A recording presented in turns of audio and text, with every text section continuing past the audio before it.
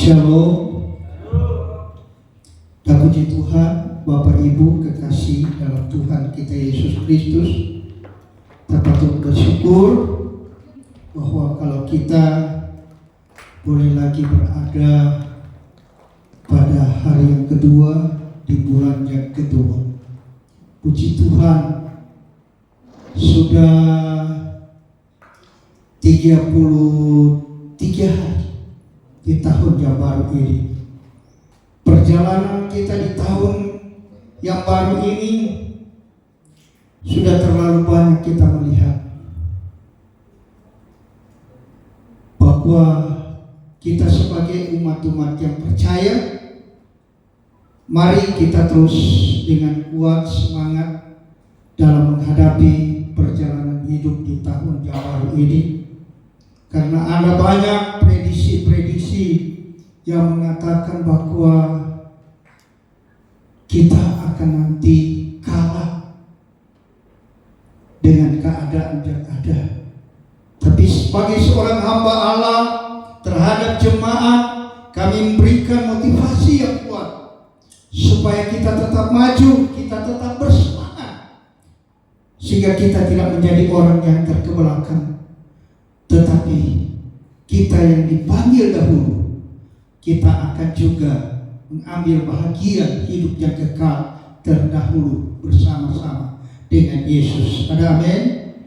Dan puji Tuhan, ya kita akan nanti melihat firman Tuhan yang saya ambil di dalam Pengkhotbah, kitab Pengkhotbah 1 ayat 9 dan ayat 10. Pengkhotbah di Mazmur, Amsal, Pengkhotbah, Kidung Agung, Yesaya. Jadi kita akan lihat Pengkhotbah pasal pertama ayat 9. Jika tidak keberatan, saya ajak kita bangkit berdiri. Kita akan baca bersama-sama dalam hitungan 3, 2, 3. Apa yang pernah ada akan ada lagi, dan apa yang pernah dibuat akan dibuat lagi. Tak ada sesuatu yang baru di bawah matahari. Adakah sesuatu yang dapat dikatakan, lihatlah ini baru?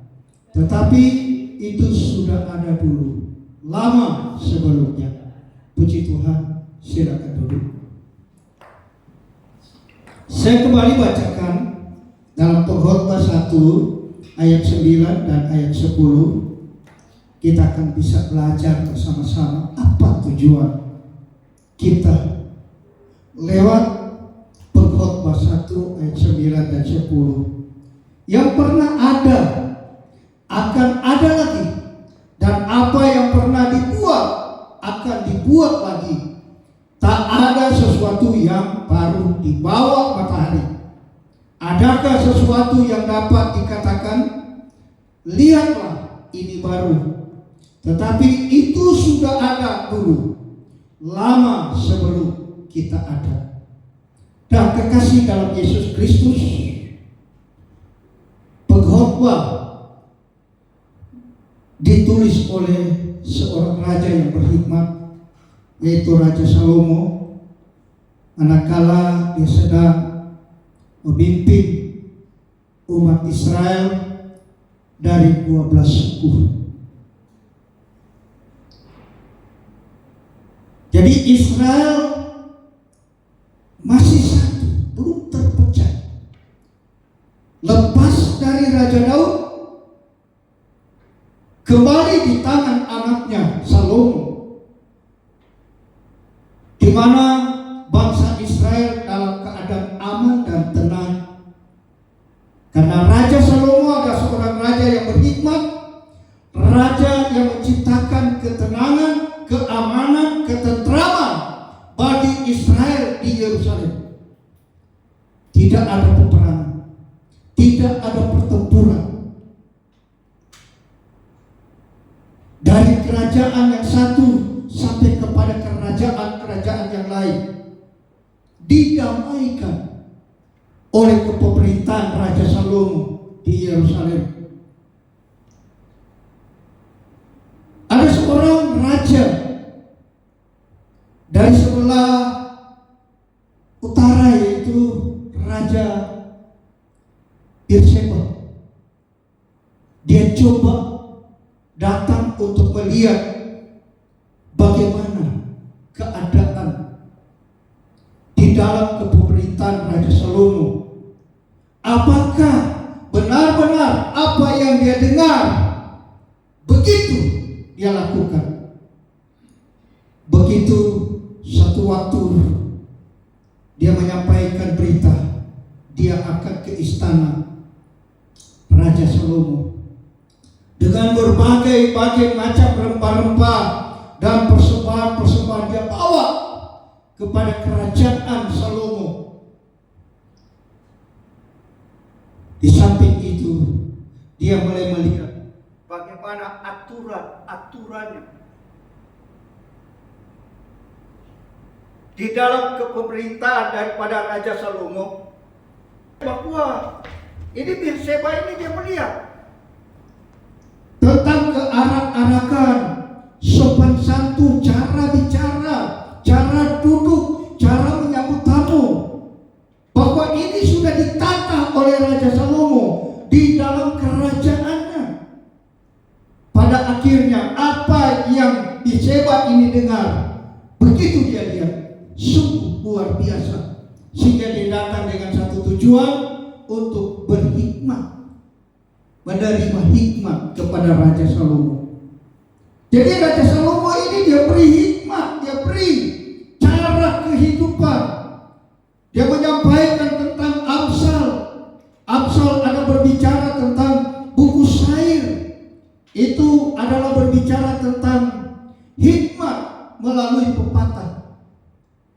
Dan di dalam pengkhotbah ini adalah berbicara tentang kesia-siaan di atas segala kesia-siaan. Jadi apapun usaha dan upaya-upaya kita, jika kita hanya mengandalkan kekuatan kita, itu semua sia-sia. Pernahkah Anda mendapatkan berkat bagaikan dititip, dipinjami tangan kita dan sebentar hilang? Ada pernah di sini? Cuma sebentar, impikan duit. Wah, 1, 2, 3, 4, 5 juta. Tiba-tiba kadang inilah sering terjadi percekcokan, pertikaian dalam kehidupan rumah tangga, karena berkat yang kita nikmati tidak sampai, berkat yang kita dapat tidak kita nikmati dengan sesungguhnya. Kenapa? Karena kita tidak mengandalkan Tuhan. Pengkhotbah bilang, semua jerih lelamu di bawah matahari, bahwa semua sia-sia. Jadi sia-sia, tidak ada arti apa-apa. Tetapi Tuhan mau buat kita menjadi orang yang berarti, orang yang berharga, orang yang mulia pada ketika kita dipanggil dan ketika kita menjadi penurut kebenaran Allah. Kita menjalani hidup ini dengan penuh setia, sehingga kita akan melihat pertolongan Tuhan yang dahsyat di dalam hidup kita. Kekasih dalam Yesus Kristus, di dalam pembacaan ini saya berikan judul hidup dengan semangat yang konsisten.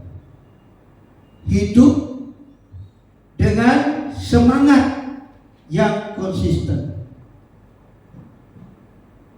Kata konsisten di sini itu berbicara tentang tetap tidak berubah-ubah, selaras. Berarti kalau kita menjalani hidup dengan bersemangat, semangat itu jangan berubah-ubah. Hari ini kita semangat, minggu depan kita, orang Jawa bilang apa? Lunglai, loyo. Mulai lemah, Bu, Pak, ngapain Bu? Ada apa tuh? Gak enak badan, padahal sehat. Dia ada banyak alasan. Makanya firman Allah memberi dorongan kepada kita bahwa sesungguhnya kehidupan kita yang telah dipanggil oleh Tuhan menjalani hidup kita, terlebih kita berada di tahun 2025. Tidak terasa Januari lewat. Gak lama Februari lewat. Februari cuma berapa hari? 28 hari. Gak lama. Kaki gembala udah mau bilang, kalau ada berkat kita patung-patungan untuk Natal. Gak lama. Perputaran matahari ini tidak lama. Jadi kekasih dalam Yesus Kristus membuat kita kadang-kala sering membuat resolusi, daftar tujuan dan perubahan yang ingin kita capai. Jadi kadang-kala di awal-awal tahun ini kita punya rancangan, kita punya semangat, luar biasa. Kadang kita pakai ayat firman Tuhan, Roma pasal 12 ayat 11. Coba kita pampangkan Roma 12 ayat 11. Kita boleh baca sama-sama.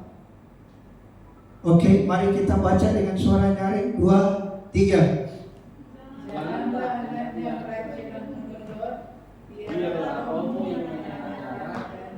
Dan layani Tuhan. Saudara melayani Tuhan? Kita iya, amin. Tapi kalau roh kita kendor, mau melayani Tuhan, dan ini banyak kadangkala kita ingin ada perubahan, tetapi perubahan hanya temporer. Tetapi Tuhan menginginkan sebuah perubahan terjadi di hidup kita. Itu program dari BPD Gereja Sidang Jemaat Allah DKI 1 Jakarta, yaitu tentang reformasi. Untuk mereformasi pembaharuan dalam kehidupan kita. Makanya pembaharuan ini selalu dimotivasikan dengan semangat. Semangat. Jadi bukan semangat hanya ada di awal, tetapi berjalan terus masuk pertengahan sampai pada akhir. Tetap semangat, sehingga pada ketika semangat ini ada dalam hidup kita, roh kita ini terus menyala-nyala di dalam panggilan Tuhan. Di tengah kita melayani Tuhan, tiba Tuhan datang. Tuhan bilang, 2 di tempat tidur, 1 diangkat, 1 tertinggal. 2 jalan-jalan sama-sama menuju pekerjaan. Bekerja, tiba-tiba 1 diangkat, 1 ditinggal. Saudara, sudah tentu kita menginginkan kalau kita dalam pernikahan bahwa kita boleh hidup sampai Tuhan datang, baik kita di bumi maupun di surga bersama-sama. Tetapi kalau di dunia, di tengah-tengah kita sedang mengabdi kepada pekerjaan Tuhan, satu yang semangat luar biasa, satu semangatnya bagaikan kelap-kelip. Sudah tentu di antara keluarga, ya Pak Tito, Ibu Desi, kalau cuma Pak Tito yang Tuhan ambil angkat, kira-kira Ibu Desi gimana? Pas bangunnya, kelihatan gantung aja di kaki, gak bisa. Dan saya mau beritahukan bahwa kedatangan Tuhan untuk membawa kita jauh daripada kesusahan dunia ini. Tidak ada malaikat yang Tuhan perintah. Tidak ada malaikat yang dikhususkan. Oh, ini malaikat untuk Naomi, ini malaikat untuk Jessica, ini malaikat untuk Pak Rudi, ini malaikat untuk Pak Johnson. Tidak ada. Kalau ada, catat. Saya masa bodoh. Saya paling masa bodoh dari saudara. Kan saya sudah tahu. Yang penting doa, yang penting ibadah. Sudah, titik. Tetapi di sini yang akan nanti membawa kita harus memiliki kuasa firman dan kuasa Roh Kudus. Maka saya sangat bersyukur kalau gereja selalu menganjurkan kita harus membaca firman Allah, kita harus menyelidiki firman Allah, kita harus sekamar dengan firman Allah. Jangan cuma baca tetapi kelakuan tidak berubah. Nah, ini terlalu bahaya bagi gereja, bagi orang percaya. Makanya secara terang-terangan kami sebagai seorang hamba Allah, kami menyampaikan supaya ini menjadi keuntungan bagi kita jika kita terima dengan lapang dada. Kita terima dengan berkata, amin, puji Tuhan. Apapun itu datang, saya percaya menggodok kepribadian kita, membuat kita menjadi orang yang bijak, membuat kita menjadi orang yang adalah pengantin Kristus, menjadi kekasihnya Tuhan. Dan bakal pada ketika Tuhan datang, ya Tuhan melihat, wah ini calon. Saya menggambarkan bagaimana Abraham yang sudah merancangkan supaya ini Ishak ini memiliki istri. Dan istrinya Ishak siapa tahu? Siapa namanya?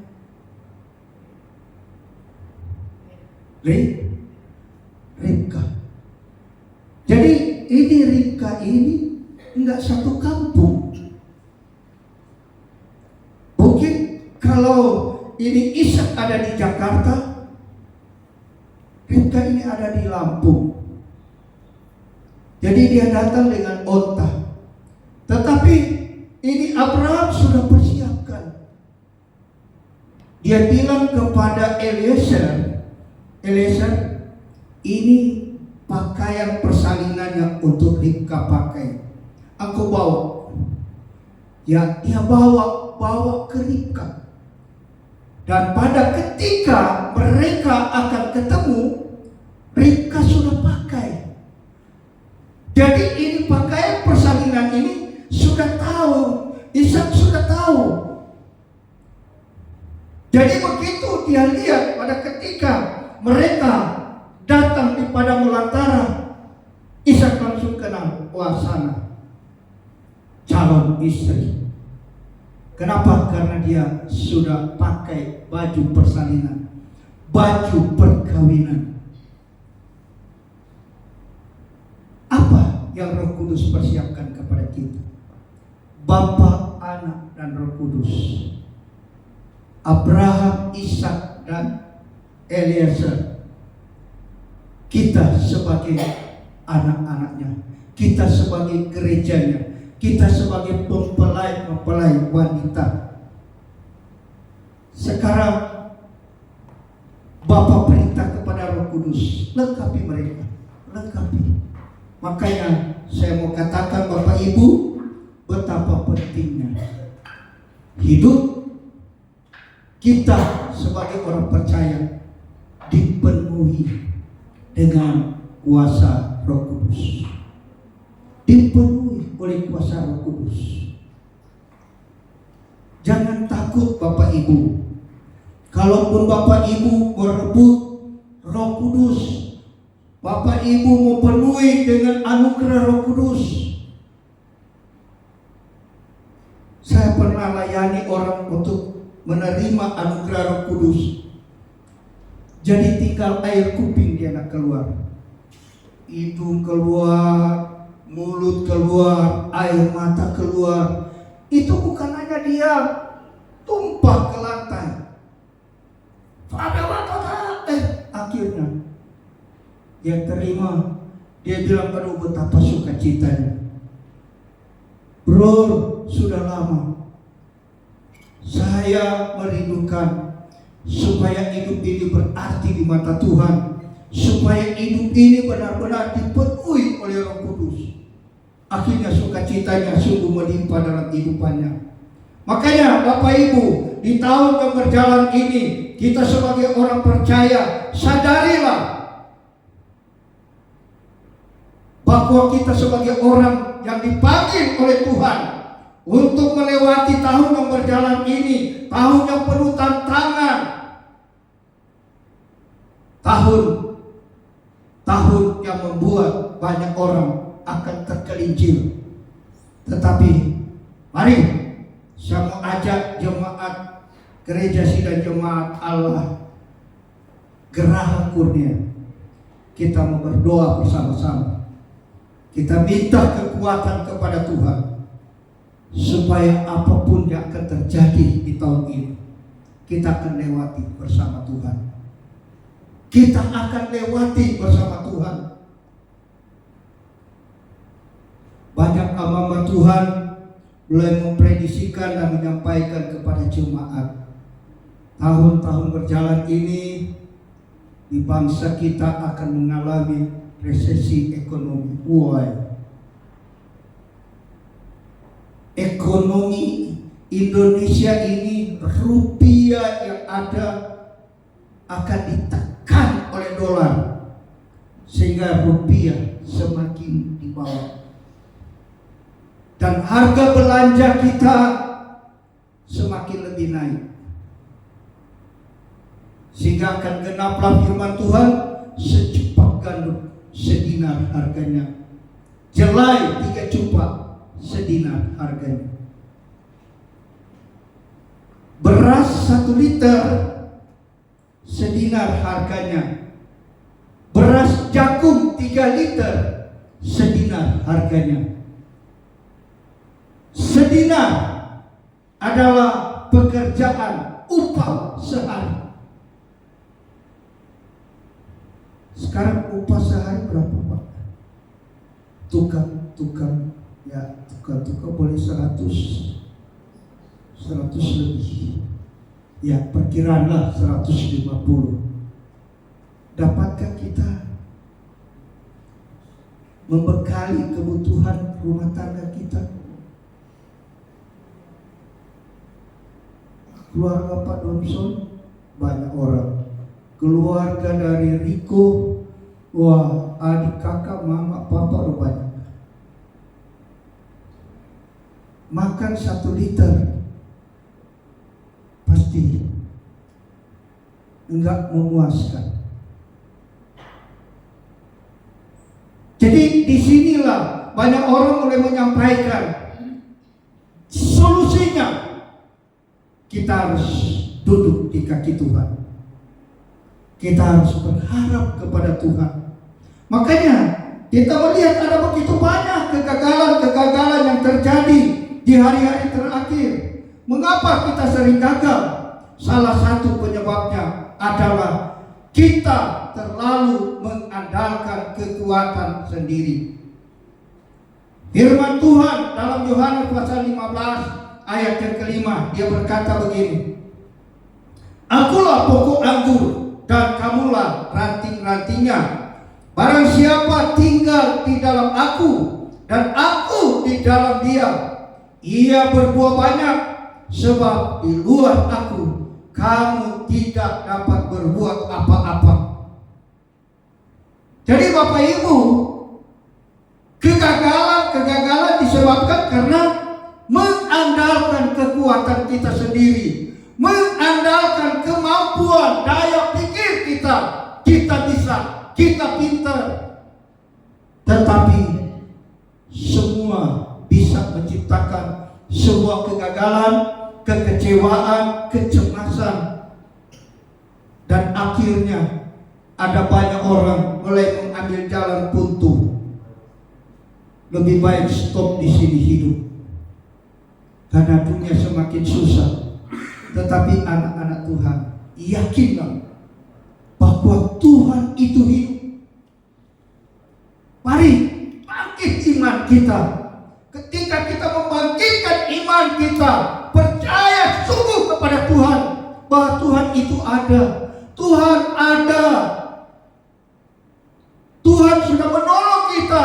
Kadang kita tidak melihat pertolongan Tuhan, tetapi Tuhan itu dahsyat. Dalam perjalanan hidup kita banyak pertolongan Tuhan. Dan pertolongan Tuhan itu sudah terbukti dalam hidup kita.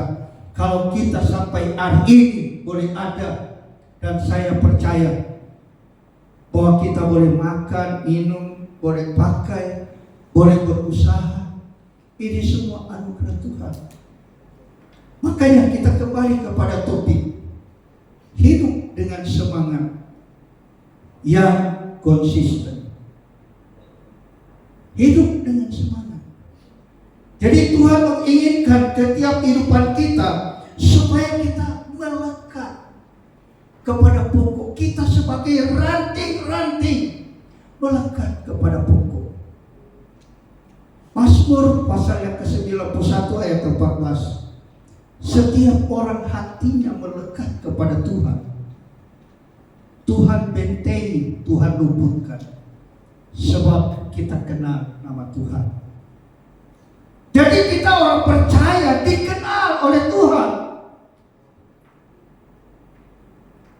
Dan kita terus dibentengi. Hidup kita ketika melekat kepada Tuhan, itu kita melihat betapa dahsyatnya pertolongan Tuhan. Tuhan tidak segan-segan untuk memberkati hidup kita. Kita lihat pohon, ketika carang-carangnya atau ranting-rantingnya melekat, dia tetap berdaun hijau dan dia akan berbuah-buah lebat. Makanya Bapak Ibu kekasih dalam Yesus Kristus, ia akan berbuah banyak, sebab di luar aku kamu tidak dapat berbuat apa-apa. Jadi kunci keberhasilan adalah hidup melekat kepada Kristus. Hanya dengan kekuatannya kita dapat menjalani kehidupan yang menghasilkan buah-buah roh. Jadi hanya dekat kepada Tuhan, kita akan menghasilkan buah-buah roh.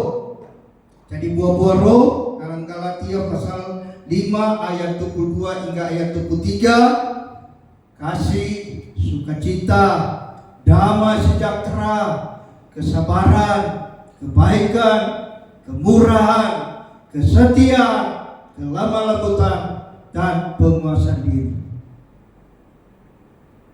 Bapak Ibu, penguasaan diri, kalau terjemahan Bode dia bilang tahan nafsu. Kita seringkali dikuasai nafsu, tetapi Alkitab dia bilang kendalikan diri. Ada buah-buah roh yang terakhir. Ini karakter roh, dia diam dalam hidup kita. Sifat-sifat roh, sifat Roh Kudus diam di dalam hidup kita. Coba kita diamkan sifat roh, yaitu kasih. Kalau kasih kita jabarkan, jika kasih ada dalam hidup kita, biar orang sudah singgung, orang sudah gosip, cuma tetap sabar, cuma tetap diam. Orang sudah tipu, orang sudah pukul, sabar. Itu sifat Roh Kudus melekat di diri kita. Orang tampar pipi kiri, kita berikan pipi kanan, bukan berikan pelungku kita, bukan. Banyak karena masih manusia. Dia bilang, bro, kita belum Tuhan. Kalau orang Manado dia bilang, saking nggak ada tampar, makanya nggak terima murka, udah kasih tumpah darah. Jadi kalau mau belajar memiliki karakter Roh Kudus atau sifat Roh Kudus, dia kalahkan sifat kita. Kalau sifat kita suka emosi, suka marah, suka menyimpan dendam, tunggu Jo. Orang Manado, dia keluar dia punya as, tunggu. Akhirnya dapat DP asli. Ya, saya percaya bahwa kita dilatih oleh firman Tuhan. Kita dibimbing oleh firman supaya sifat-sifat Roh Kudus itu melekat di hidup kita. Memiliki kesabaran. Tapi mama kuat pakai bahasa Manado tuh, tapi mama lama datang. So ikut kok dia orang Manado. Aduh, kapan dia mau pulang? Satu dapur sotabian harus lalaju kutip memasan. Kan kalau cuma papa di rumah, papa bilang sabar ku anak, sabar. Jadi ajar untuk memiliki roh kesabaran. Itu akan mengawetkan kita, akan memiliki karakter Kristus. Karakter Kristus. Orang tojok, Tuhan diam. Mereka salibkan Yesus, Tuhan tidak balas. Itu ada orang boleh perhitungkan.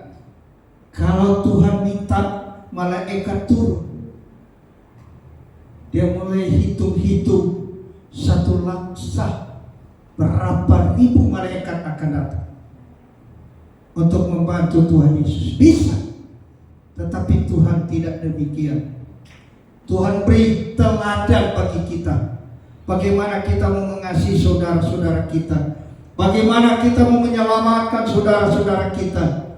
Kalau hidup kita masih suka marah-marah, kalau hidup kita masih suka benci-benci, kalau hidup kita masih suka melakukan hal-hal yang tidak sesuai firman Allah, makanya inilah yang Tuhan inginkan, supaya di tahun yang baru ini, di tahun ini, kita dapat jalankan hidup sesuai dengan kebenaran firman Tuhan. Kesempatan untuk memperbaharui komitmen kita kepada Tuhan.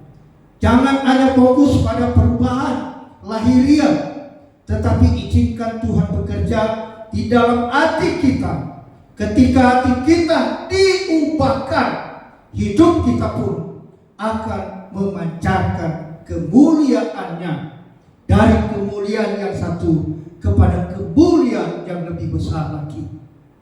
Jadi di sini kita lihat bahwa izinkan Tuhan bekerja di dalam hati kita. Ketika hati kita diubahkan oleh Tuhan, hidup kita pun akan memancarkan kemuliaan. Bapak Ibu, kita tidak mampu ubahkan hidup kita sendiri.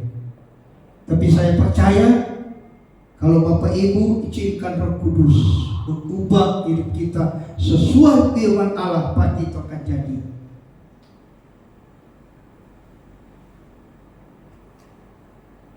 Beberapa waktu saya ke penjara bersama Ibu Gembala. Ada satu jemaat dari Pastor Leon, karena dia sering ke rumah penjara dan banyak orang-orang penjara yang dimenangkan. Ada satu keluarga yang dia bilang, Pak, saya bisa ibadah dengan Bapak di Geraha Kurnia. Saya bisa. Kalau Bapak sudah hadir, kami akan berupaya untuk hadir. Bikin kek komsel di rumah Bapak.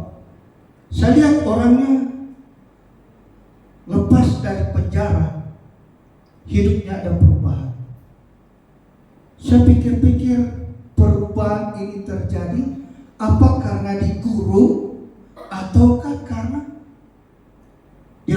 berubah pada ketika dia dengar firman. Di dalam pandangan saya, orang berubah kalau orang sudah masuk penjara. Dia berubah karena dikurung dalam penjara. Di dalam penjara tahu kan apa kerjanya? Kerja paksa. Tidak bisa kerja. Kalau malas-malas ditendang, bukan tendang. Ya kalau ada ujung sepatunya seperti Pak Tito itu kalau ditendang, wah minta ampun sakitnya. Jadi saya pikir kalau dia berubah karena firman Tuhan, saya bilang oke, dia tetap bertahan. Dia tetap akan terus mengiring Tuhan. Jadi di sini kita lihat bahwa Tuhan menginginkan sebuah perubahan, tetapi jangan hanya sekedar perubahan secara lahir, tetapi berubah akhlak, mindset kita. Jadi kalau kita kadang cuma berpikir 2 meter, kita coba berpikiran sejauh berkilo-kilo. Maka di sana kita akan bisa dapat melihat, wow, ternyata ini orang ini baik. Kelihatannya serem banget. Mau ngomong aja kita takut. Wah, kaget mulutnya kasar keluar. Waduh. Ternyata ketika kita berpikir jauh, dekati dia, waduh ternyata dia orang baik. Saya ketemu banyak orang demikian, bahwa orang-orang yang gak takut mati, masuk penjara, keluar penjara, masuk lagi, keluar lagi. Wah, saya ketemu orang paling takut. Setelah saya ketemu, ternyata dia orang baik. Dia mulai ceritakan semua kisah perjalanan hidup ketika dia masuk terlibat bersama-sama orang-orangnya. Dia mulai cerita kenapa kami terlibat. Ternyata dia mulai cerita semua kebaikan-kebaikan. Baru dia bilang, Pak Pendeta, saya paling benci sekali orang cengeng. Saya paling benci sekali orang suka nangis. Wah, saya bilang luar biasa. Jadi hidupnya dia mau supaya orang yang ada di depan belajar seperti dia. Karena dia sudah masuk keluar penjara. Dalam penjara apa yang dia dapat? Sering dicambuk. Wah, itu luar biasa. Jadi ini perubahan yang Tuhan mau, supaya benar-benar ketika ada perubahan, dunia sedang berubah, kita mampu promosi. Karena kita berubah sesuai dengan kehendak dan maunya Tuhan. Jadi terkasih dalam Yesus Kristus, mari kita jalani tahun ini dengan fokus pada Kristus. Jangan biarkan rasa lelah, kesulitan atau kekecewaan memadamkan semangat kita. Ketika kita bertekun dalam iman dan terus mengandalkan Tuhan, kita akan mengalami kuasa-Nya yang membarui dan memampukan kita untuk hidup seturut dengan kehendak-Nya. Jadi inilah yang Tuhan inginkan dalam hidup kita. Kita menjalani. Jadi kita mulai dari hidup yang masih remaja, setelah sudah menjadi pemuda, tunjukkanlah sebagai seorang remaja dalam Tuhan, pemuda dalam Tuhan. Kita perlu etika-etika, kesopanan di dalam Tuhan. Itu sangat menguntungkan banyak orang, dan orang lain sangat senang melihat kita, betapa diri kita ada perubahan. Tetapi kalau dari kecil kita mulai menjadi anak pemberontak, anak cengeng, terus tidak ada bimbingan. Pepatah bilang dari kecil terbawa-bawa sampai besar, begitu terus. Jadi inilah yang Tuhan inginkan dalam kehidupan kita, supaya selama tahun yang berjalan ini kita ada bersama-sama dengan Tuhan dengan semangat dan ketekunan yang tidak pernah pudar di dalam hidup kita. Saudara mau semangat? Semangat pemuda-pemuda, mari semangat.